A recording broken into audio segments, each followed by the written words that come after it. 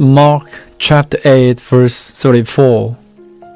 When he had called the people to himself, with his disciples also, he said to them, "Whoever desires to come after me, let him deny himself, and take up his cross, and follow me."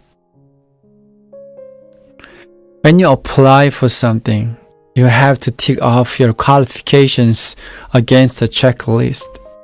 If you don't, you will be disappointed when you discover that your application has been unsuccessful. To follow Jesus, there are things on the list. 1. Deny yourself. 2. Take up your cross. These conditions probably sound ambiguous to you, but they become clear when you look at them in context. Before Jesus spoke about what it takes to follow him, he taught the disciples the true work of a Messiah, namely dying on the cross. So we must interpret this passage in the context of Jesus' crucifixion. Jesus denied his life. He gave up his spirit. He bore the cross for our salvation.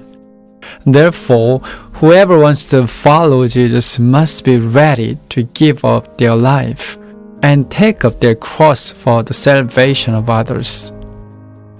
Take up your cross means being ready to do what it takes to save others, even if it means giving up your own life. This doesn't mean that we should aim to be a martyr for the sake of others' salvation, but it does teach us that we need to sacrifice, and that is the ultimate sacrifice that may be asked of us. Let's ask a few questions. If you aren't afraid of death, what are you afraid of? Have you ever witnessed to others on pain of death? Is it worth dying to save only one person? Jesus did not mean that we should postpone following him until we are ready to deny ourselves and take up our cross. As a matter of fact, the disciples took a long time to reach that level. At the same time, we cannot reach it by just waiting. Let's think about things we can do today. We can begin to pray for the salvation of our neighbors. We can ask God to help us to know what we can do for them.